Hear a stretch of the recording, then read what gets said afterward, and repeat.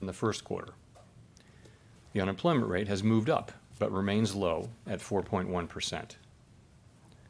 Strong job creation over the past couple of years has been accompanied by an increase in the supply of workers, reflecting increases in participation among individuals aged 25 to 54 years, and a strong pace of immigration.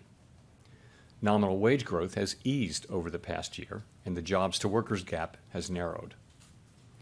Overall, a broad set of indicators suggest that conditions in the labor market have returned to about where they stood on the eve of the pandemic, strong but not overheated.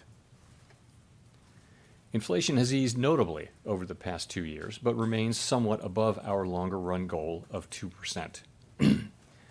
Total PCE prices rose 2.5% over the 12 months ending in June. Excluding the volatile food and energy categories, core PCE prices rose 2.6%.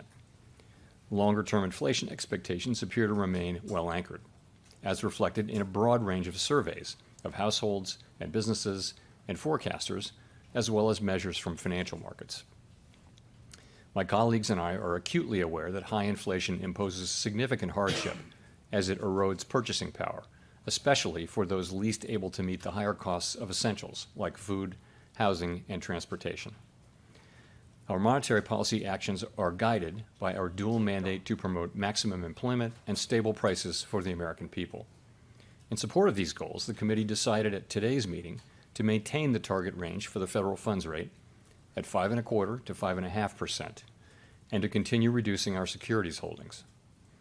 As the labor market has cooled and inflation has declined, the risks to achieving our employment and inflation goals continue to move into better balance. Indeed, we're attentive to the risks to both sides of our dual mandate. We have stated that we do not expect it will be appropriate to reduce the target range for the federal funds rate until we have gained greater confidence that inflation is moving sustainably toward 2%. The second quarter's inflation readings have added to our confidence, and more good data would further strengthen that confidence. We will continue to make our decisions meeting by meeting. We know that reducing policy restraint too soon or too much could result in a reversal of the progress we have seen on inflation. At the same time, reducing policy restraint too late or too little could unduly weaken economic activity and employment. In considering any adjustments to the target range for the federal funds rate, the committee will carefully assess incoming data, the evolving outlook, and the balance of risks. As the economy evolves, monetary policy will adjust in order to best promote our maximum employment and price stability goals. If the economy remains solid and inflation persists, we can maintain the current target range for the federal funds rate as long as appropriate. If the labor market were to weaken unexpectedly or inflation were to fall more quickly than anticipated, we are prepared to respond. Policy is well positioned to deal with the risks and uncertainties that we face in pursuing both sides of our dual mandate. The Fed has been assigned two goals for monetary policy: maximum employment and stable prices. We remain committed to bringing inflation back down to our 2% goal and to keeping longer-term inflation expectations well anchored.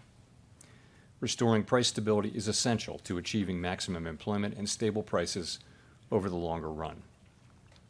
Our success in delivering on these goals matters to all Americans. We understand that our actions affect communities, families, and businesses across the country. Everything we do is in service to our public mission. We at the Fed will do everything we can to achieve our maximum employment and price stability goals. Thank you. I look forward to your questions.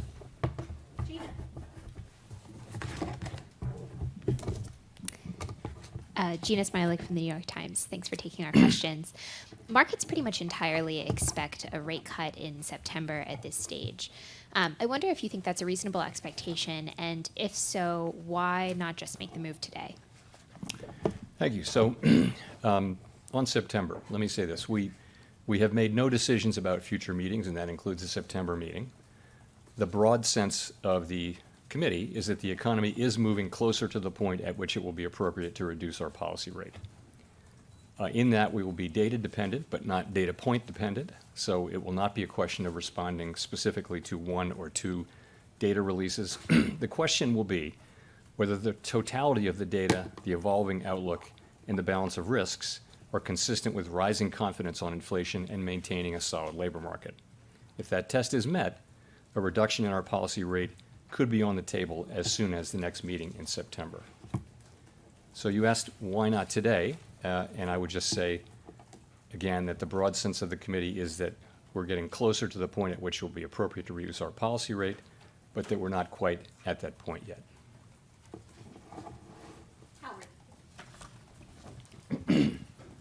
So just to follow up on that a bit, if inflation behaves as you expect between now and September, would you regard a cut in September as sort of the baseline scenario right now?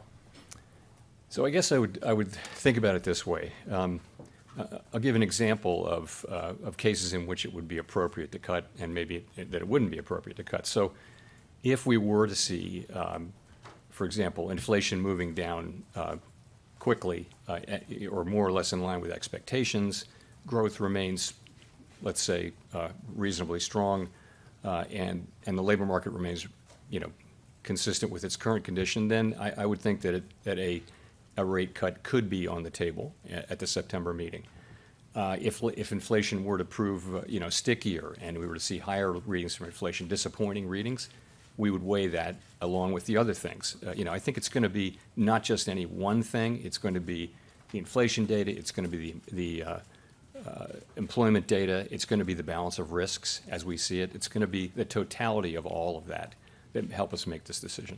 And just to follow up on that, specifically, in what ways right now, given all you've seen over the last few months in particular on shelter, on services, et cetera, in what ways are you not confident right now that inflation is on the way back to 2%? I think it's just a question of seeing more good data. We have seen the last couple of readings have certainly added to confidence, and we've seen progress across all three categories of core PCE inflation. That's goods, non-housing services, and housing services. So it's really just, we had a quarter of poor inflation data at the beginning of the year. Then we saw some more good inflation data. We had 7 months at the end of last year. We just want to see more and gain confidence. And as I said, we did gain confidence, and more good data would cause us to gain more confidence.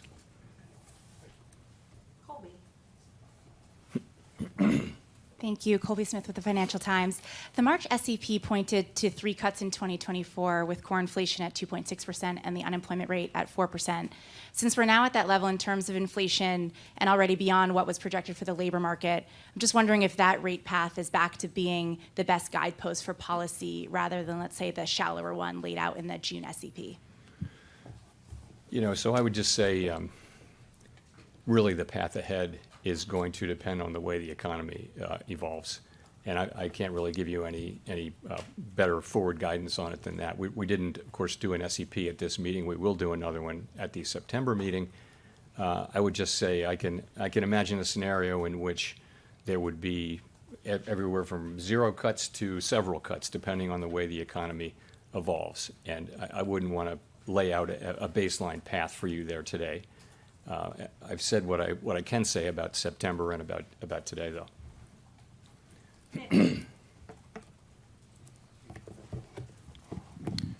Nick Timmeros of the Wall Street Journal. Chair Powell, you've said before that you wouldn't wait until inflation got to 2% to cut rates because of how inflation has lagged.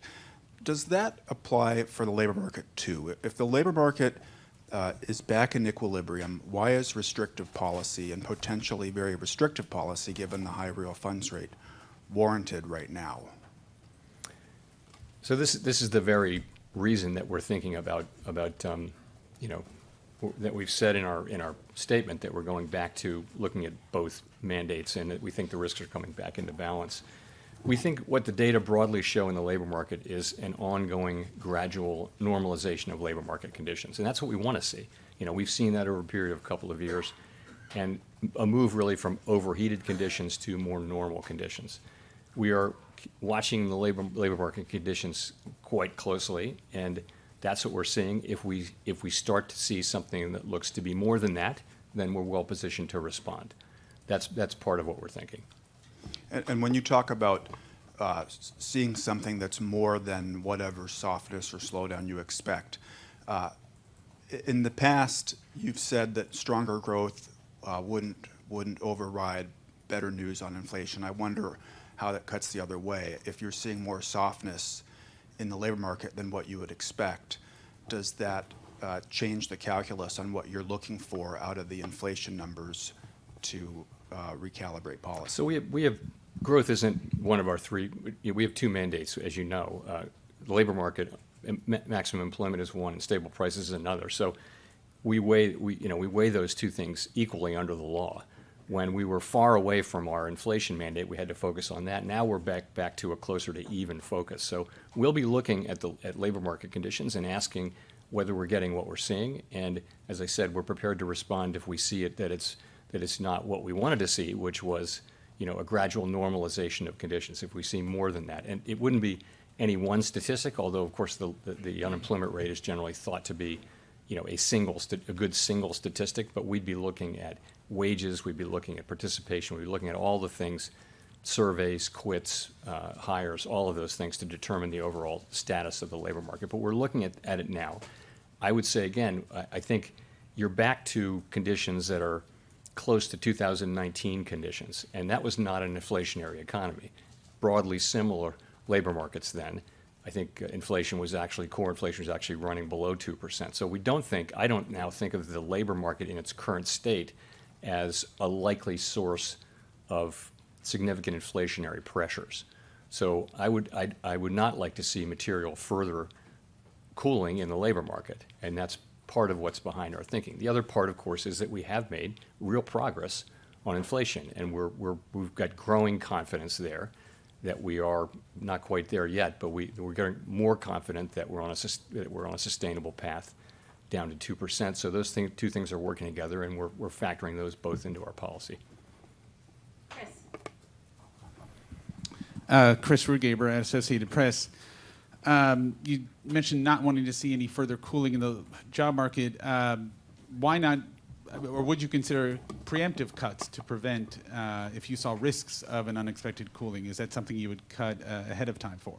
So I wouldn't say I wouldn't want to see any other cooling. It would be more of a material difference. If we'd be looking at this and if we see something that looks like a more significant downturn, that would be something that we would have the intention of responding to. So in terms of, I don't think of it that way. I think of it as, we're actually in a good place here. We're balancing these two risks of, go too soon and you undermine progress on inflation, wait too long or don't go fast enough, and you put at risk the recovery.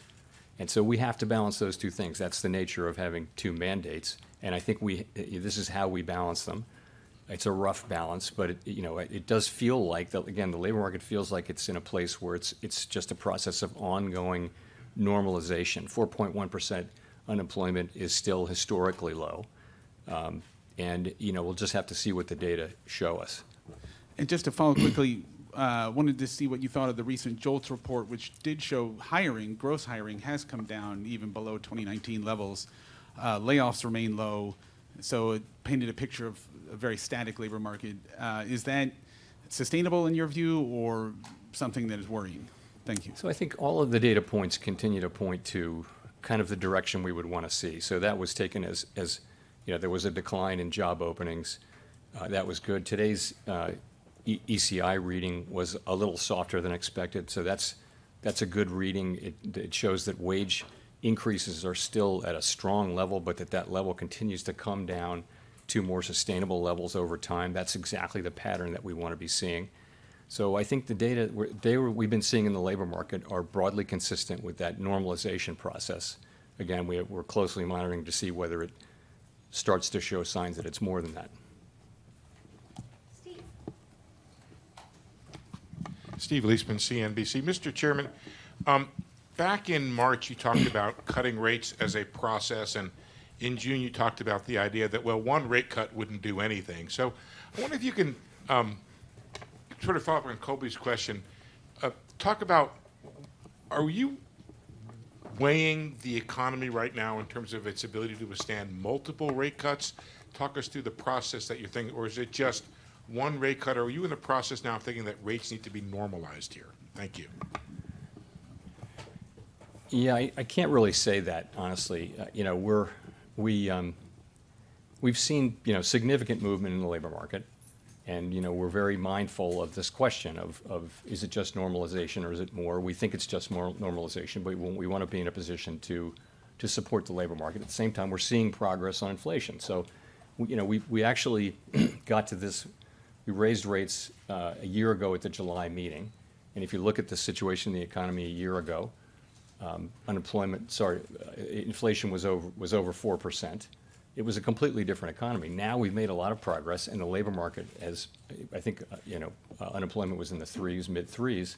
So it's a different economy, and I think it's coming to be time to adjust that so that we support this continued process. The thing we're trying to do is, that we have, we've had this really significant decline in inflation, and unemployment has remained low. And this is a really unusual and historically unusual and such a welcome outcome for the people we serve. What we're thinking about all the time is how do we keep this going? And this is part of that. We think we don't need to be 100% focused on inflation because of the progress we've made. 12-month headline at 2.5, core at 2.6. It's way down from where it was. The job is not done on inflation, but nonetheless, we can afford to begin to dial back the restriction in our policy rate. And I think we're just as part of a process. In terms of what that looks like, I think most you would think in a base case that policy rates would move down from here, but I don't want to try to give specific, forward guidance about when that might be, because the pace at which it might happen, because I think that's really going to depend on the economy, and that's highly uncertain. Rachel. Hi, Chair Powell, Rachel Siegel from the Washington Post. Thanks for taking our questions. On inflation, do the past few months of good reports look like what we saw last year, where you really had a lot of momentum with a few bumps in between? Would you characterize that kind of momentum as back on track at this point in the year? Actually, what we're seeing now is a little better than what we saw last year. Last year, as we pointed out late in the year, a whole lot of the progress we saw last year was from goods prices, which were going down at an unsustainable rate, disinflating at an unsustainable rate. This is a broader disinflation. This has goods prices coming down, but we're also now seeing progress in the other two big categories, non-housing services and housing services. So, so the thing is, you got 1 quarter of that. We had 7 months of low inflation. You got 1 quarter of this. I would say the quality of this is higher, and it's good, but so far it's only a quarter. So I think we need to see more to know that we're, to have more confidence that we're on a good path down to 2%. But as I mentioned, our confidence is growing because we've been getting good data. And things like the ECI report, and frankly, the softening in the labor market conditions, give you more confidence that the economy's not overheating. It doesn't look like an overheating economy. And it looks like an economy that's normalizing. Okay. And if we were to think about the first couple of months of the year, is there any sense now that they were these blips that could have actually allowed for earlier rate cuts, as were some of the projections going into 2024? So the thing about if what it is seasonality, and it could just be, it's very, very hard to do appropriate seasonal adjustments. If that's what it is, then that actually implies that other months we're reporting too low inflation. If you smoothed it out, it's a zero-sum game, and that's why we look at 12 months. We look at 12 months because that takes all that out, all those effects out. 12-month now is 2.5% headline, 2.6% core. This is so much better than where we were even a year ago. It's a lot better. Now, the job is not done. I want to stress that, and we're committed to getting inflation sustainably down to 2%, but we need to take note of that progress, and we need to weigh the risks to the labor market and the risks to our inflation target now more equally than we did a year ago. Michael McKee from Bloomberg Radio and Television. I'd like to ask you about the balance of risks as the American people see it. At this point, is the risk greater to leave interest rates where they are, given the damage that higher interest rates do to the economy in slowing demand and raising prices? Or is it more important for the American people that you keep rates where they are to bring inflation down? I think that we've been given an assignment by Congress. This is how we serve the American people, is by achieving maximum employment and price stability, right? And so in our, quasi-constitutional document, the Statement on Longer Run Goals and Monetary Policy Strategy, we look at the two goals, and if one of them is farther away than the other, the two variables, inflation and employment, if one is farther away from its goal than the other, then you concentrate on the one that's farther away, and you take account of the time to reach the goal. So for the last couple of years, the best service we could do to the American people was to focus on inflation. But as inflation has come down, and I think the upside risks to inflation have decreased as the labor market has cooled off, and labor market has softened, you know, probably the inflation is probably a little farther from its target than is the employment, but I think the downside risks to the employment mandate are real now. So we have to weigh all that. And if you think about where that takes us, is we have a restrictive policy rate. It's clearly restrictive. It's been the rate we've had in place for a full year. And the time is coming, as other central banks around the world are facing the same question, the time is coming at which it will begin to be appropriate to dial back that level of restrictions so that we may address both mandates. Well, you have event risk, basically, with the jobs report on Friday and another one before you meet again. Are you certain that you won't fall behind the curve and lead to unnecessary unemployment if you wait until September? Certainty is not a word that we have in our business. So, you know, we get a lot of data between now and September, and it isn't going to be one data read or even two. It's going to be the totality of the data, all of the data, and not just it, and then how is that affecting the outlook, and how is it affecting the balance of risks? That's going to be the assessment that we do. Of course, we'll all look carefully at the employment report, but so much other data coming in, and so much happening between now and the September meeting, and we'll make a judgment. Thank you, Mr. Chairman. Edward Lawrence of Fox Business. I do want to dig deeper on what Michael and what Nick were asking. There's a shift in the statement to balance between the focus between inflation and jobs. Looking at the job sides, we've seen wage data show sort of an abrupt slowing. We're hearing on earnings calls from companies like Intel abrupt layoffs. In the jobs report from the BLS, government jobs has been a leading creator. Could the government jobs as a sector hiring mask underlying weakness in the jobs report? Well, you know, we'll look at everything. We've seen some tendency to have a narrowing base of job creation in some months going back, but then we've had some months where job creation was broader, and also the headline number of jobs has come down. So you know, but you look at the whole thing, and I think you do look at private demand extra carefully. To your point about government. So we'll just be looking at all those things. So as a follow then, so could the Fed then be behind the curve? Because you said some of the reports last meeting, you said the reports could be noisy or overstated. Was there a discussion of what kind of discussion was there for a cut today? And could the Fed be behind the curve? Yeah, so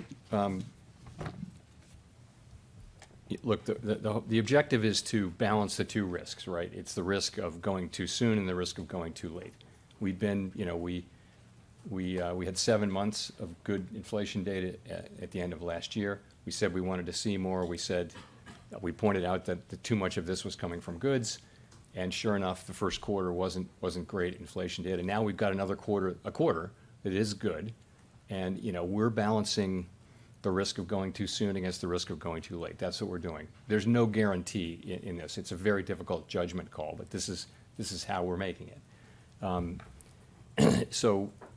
But in terms of today, your question about today, we did have we had a nice conversation about this issue today. The overall sense of the committee, as I mentioned, is that we're getting closer to the point at which it'll be appropriate to begin to dial back restriction, but we're not quite at that point yet. We want to see more good data. The decision was unanimous. All 19 participants supported it.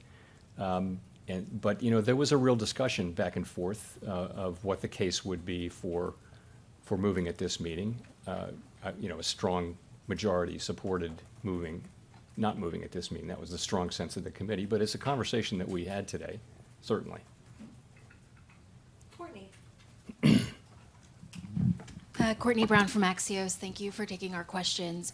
When the Fed was raising rates, there was a lot of conversation about long and variable lags. I wonder if that applies on the way down too. How are you and the committee thinking about that? Yes, it does. And I think the lags have kind of showed up here in the last 6 months, by the way. You really do now see the restriction, whereas, I mean, even a few months ago, people were questioning how restrictive policy was. Look at the labor market now. You can see, and look at inflation, rate-sensitive, interest-sensitive spending. You really do see now that policy is restrictive. I wouldn't say it's extremely restrictive, but it's certainly effectively restrictive. Yes, the lag should be on the way down. It should take some time to get into the full economy, affect financial conditions, and that affects economic activity, hiring, and that kind of thing, and ultimately inflation. It's not instantaneous, although it's faster than it used to be because markets move now in anticipation of our moves. So are you worried then that if monetary policy acts with long and variable lags, even when you're lowering interest rates, it might be too late for the Fed to help stave off any kind of slowdown in the labor market or broader economy? Yeah, we have to worry about that. I mean, you're just to make it clear, you know, it's a very difficult, challenging judgment, and we don't want to go too soon. We don't want to go too late. But this is how we've made that judgment. I feel good about where we are. We're certainly very well positioned to respond to weakness with the policy rate at 5.3%. We certainly have a lot of room to respond if we were to see weakness. That's not what we're seeing, though. What we're seeing, look at the first half growth numbers. Look at PDFP at 2.6% for the first half. It's not signaling a weak economy. It's also not signaling an overheating economy. Labor market, admittedly, the unemployment rate has moved up 0.7, and we're seeing a normalization there. But wage increases are still at a high level. Unemployment is still at a low level. Layoffs are very low. Initial claims have moved up, but they're pretty stable, and they're historically not high at all. So the total scope of the data suggests a normalizing labor market. And again, we are carefully watching to see that continues to be the case. Victoria. Hi, Victoria Guido with Politico. On the labor market, I was wondering, how worried are you all about unemployment rising to the point where it triggers the SOM rule? And would that potentially affect how quickly you cut rates?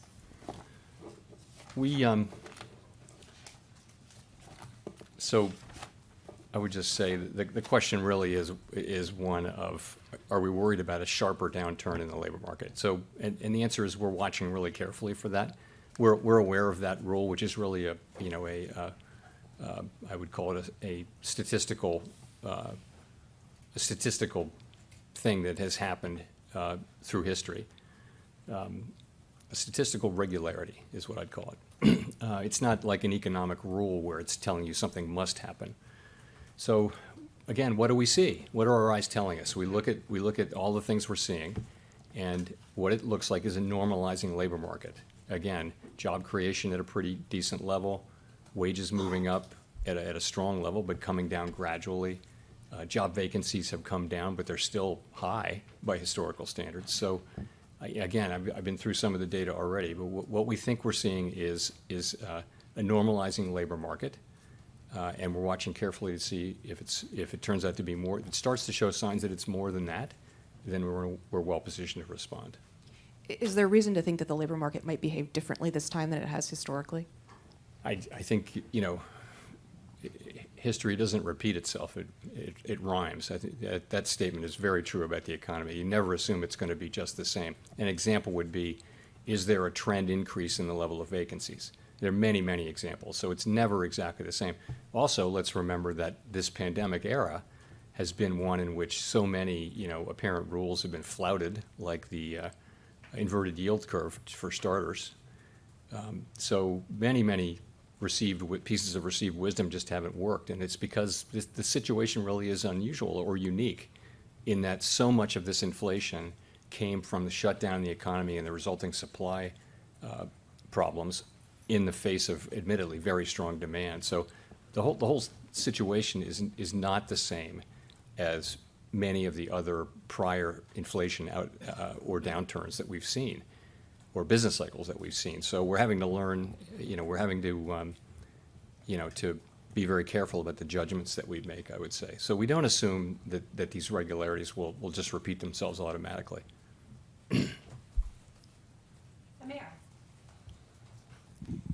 Thank you, Chair Powell. I'm Mara Mokwe with Bloomberg.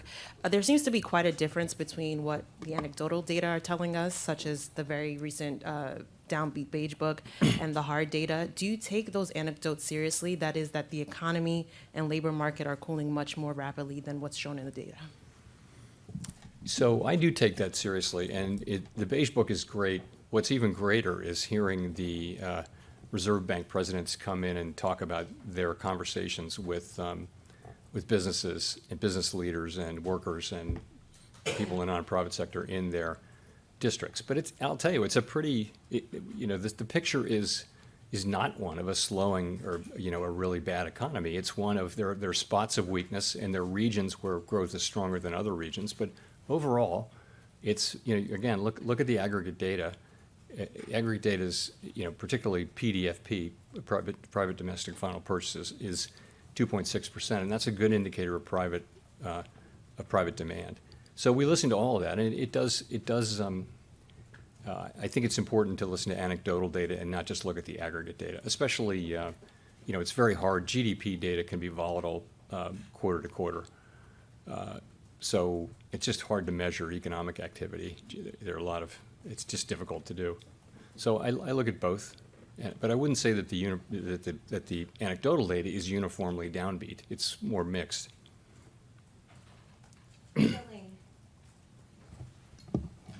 Thank you.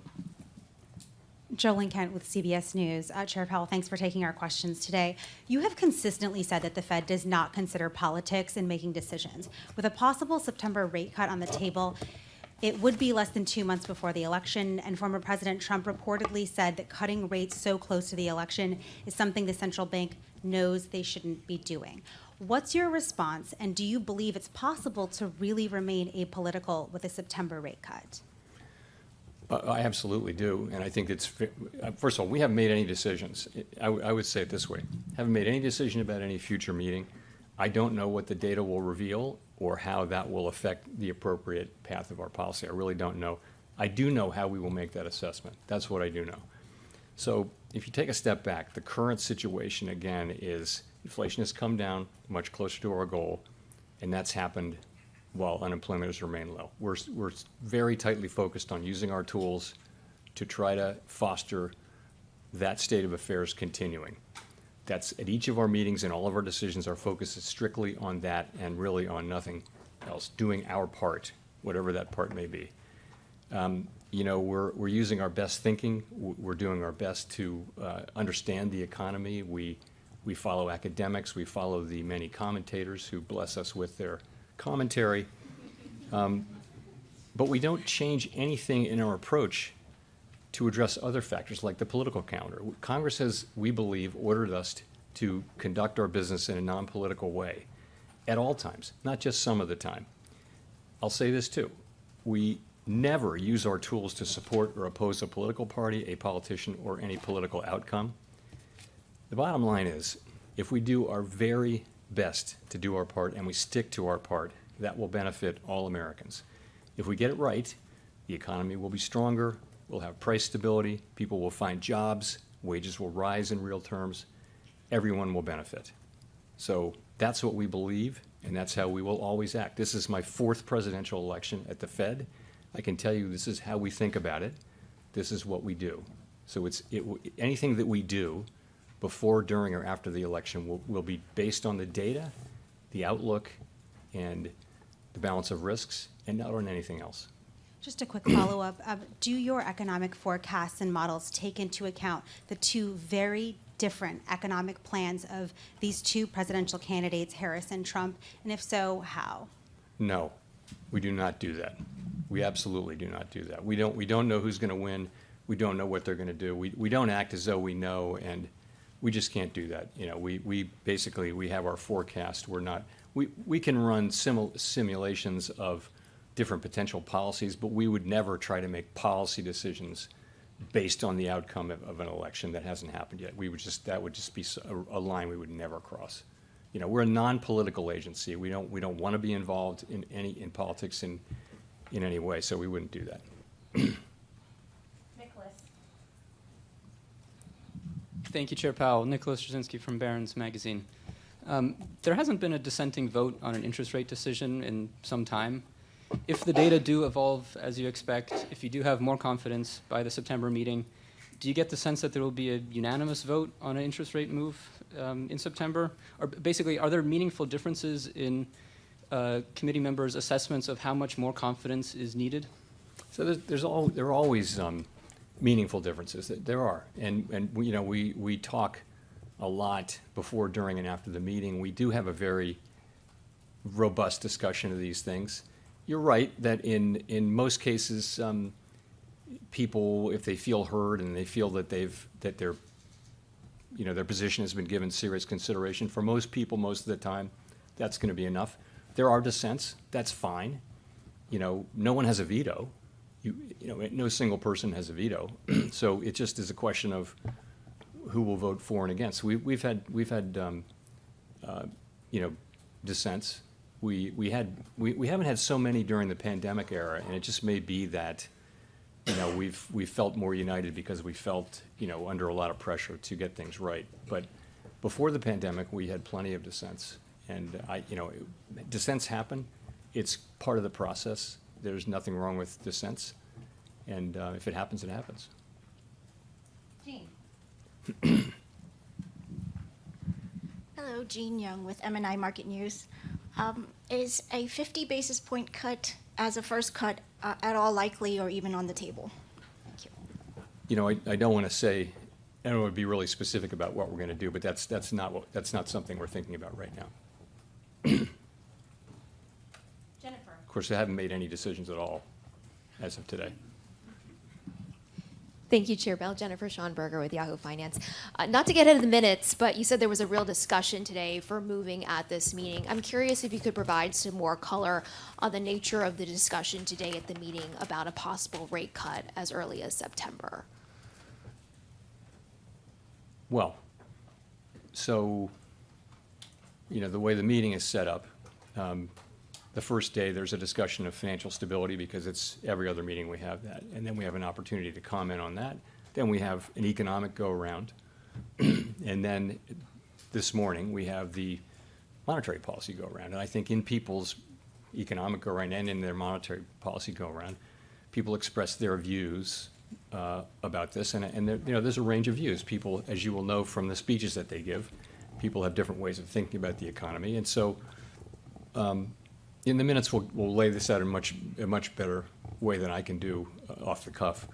But there's a range of perspectives, and but I do think that we're a consensus-driven organization. People come together. This was a unanimous decision, and at the end, everyone supported the outcome, not just the voters, but everyone.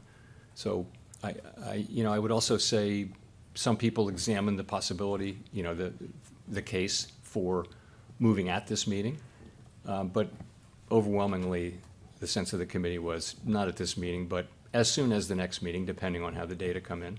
But there is a growing sense of confidence that you could move at the next meeting, assuming Yes. inflation comes.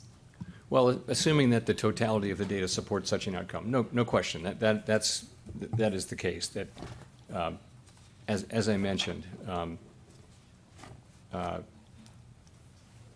we think that the time it's approaching, and if we do get the data that we hope we get, then a reduction in our policy rate could be on the table at the September meeting.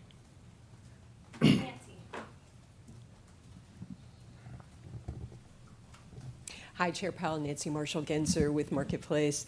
Former New York President Bill Dudley wrote an op-ed in Bloomberg earlier this month, which you probably saw, in which he said, quote, "It might already be too late to fend off a recession by cutting rates. Dawdling now unnecessarily increases the risk."